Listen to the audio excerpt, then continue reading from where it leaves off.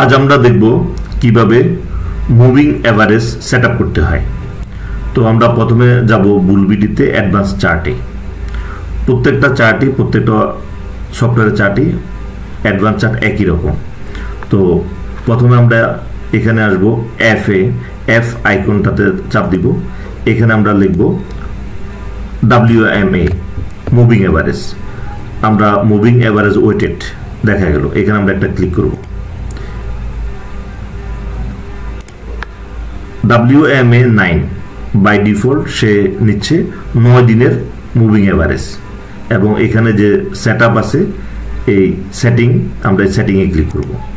ওরে এখানে আমরা দেখব যে একটা প্লটে একটা চেক বক্স টিক দেওয়া আছে, এটার কালার আকাশি রঙের কালার। আমরা এটাকে হোয়াইট করে দিলাম এবং একটু মোটা করে দিলাম।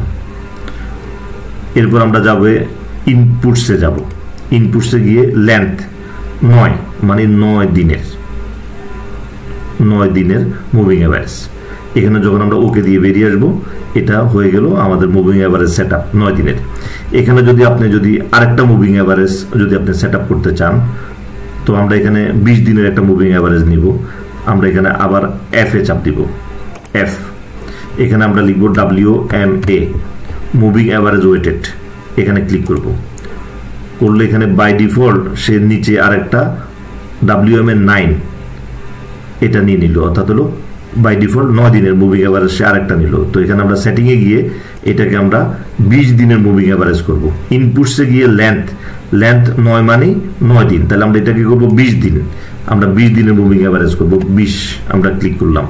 এরপর আমরা 20 লিখে আমরা স্টাইলে যাব। এখানে প্লটে এখানে যে কালার আছে সেই কালারটা এখানে থেকে গেল।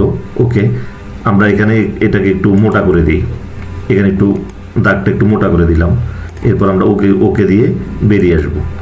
এখানে তাহলে দুইটা মুভিং এভারেজ সেটআপ হয়ে গেল, একটা 9 দিনের, একটা 20 দিনের। তো মুভিং এভারেজগুলোকে আপনি এখানে যত খুশি মুভিং এভারেজ নিতে পারবেন। তো সাধারণত 3টা মুভিং এভারেজ নেওয়া যায়, শর্ট টার্ম, মিড টার্ম এবং লং টার্ম। তো সেক্ষেত্রে আমি এখানে 2টা মুভিং এভারেজ দিয়ে দেখালাম, একটা 9 দিন, একটা 20 দিন। এটাকে আপনি আবার 20 দিন, এটাকে আপনাকে যদি মনে হয় যে আপনি একটু চেঞ্জ করবেন, এটাকে ঠিক আছে, ইনপুটে গিয়ে এই 20 দিনটাকে এটাকে আপনি 50 দিন করে দেন এবং ওকে দিয়ে আমরা বেরিয়ে আসি। তখন এটা 50 দিনের মুভিং এভারেজ সেট হয়ে গেল। এইভাবে মুভিং এভারেজ সেট করতে হয়। ধন্যবাদ।